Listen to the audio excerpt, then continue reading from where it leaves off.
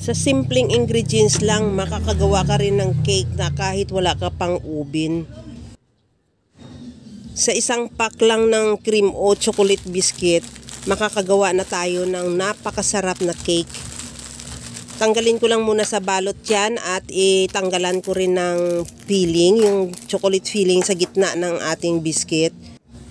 Ihiwalay natin yan para madali natin mamaya madurog yung pinaka-biscuit. At gamitan ko lang yan ng rolling pin. Pwede rin gamitan mo yan ng blender or food processor.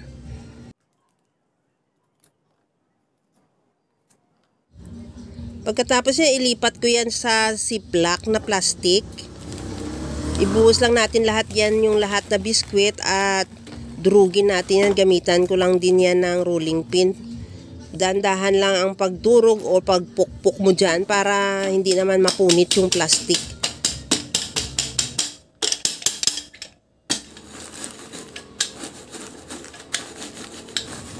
Pagka ganito na yung ating biscuit, okay na yan. Ilipat na natin yan sa bowl. Nilipat ko yan ulit sa malaking bowl para mahalo natin kasi maliit lang yung bowl na nilagyan ko. Naglagay na rin ako ng 1 teaspoon na baking powder at ihalo lang din hanggang sa ma-mix lang din yung baking powder sa biscuit.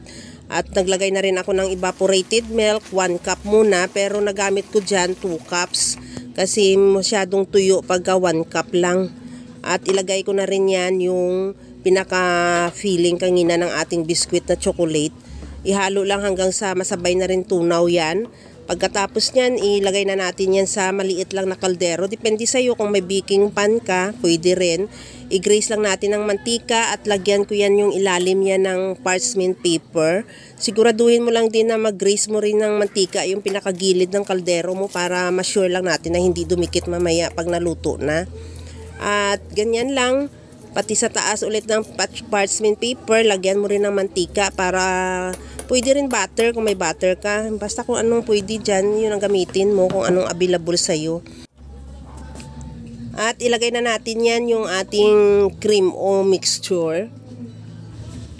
Kaya para-paraan lang talaga yan na kahit kung may gusto ka talagang gawin, magagawa mo. Kahit sa kaldero lang yan, pwede tayo talagang makagawa ng cake. I-flatten lang ng kaunti o para lang din magpantay yung ating mixture pag naluto na siya. At itaktak mo para sigurado lang na walang hangin sa ilalim. At lutuin natin ng 30 minutes. Pwede rin gamitan mo yan ng kawali. Sa aking sizzling plate ang ginamit ko. Sa pinakamahina na apoy lang. At para malaman mo luto na, gamitan mo ng toothpick. Pag wala nang dumikit, ibig sabihin luto na. Palamigin muna natin yan bago natin ilipat sa ating plato or sa serving plate. Para matanggal natin yan, i-upside down lang natin yung kaldero.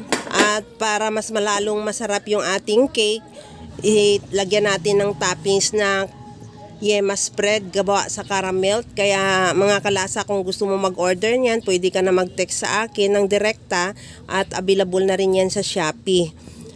Pagkatapos niyan, maglagay din ako dyan ng chocolate chips. Depende sa'yo kung anong mga available mo na pwede pang toppings, pwede na rin yun. Para magkaroon na lang naman ng design or magandang tingnan yung cake. Yan lang din ang available sa akin, kaya yun ang nilagay ko. Pagkatapos ready to serve na. Kaya mga kalasa, kung nagustuhan mo yung ating video, please like na lang at pakishare na rin sa inyong mga friends. At kung bago ka pa lang sa aking channel, subscribe na at i-click mo na rin ang bell button para sa mga notification. Kaya mga kalasa, alam ko kayang-kaya mo tong gawin dahil sa sobrang simple at napakadali niya lang lutuin.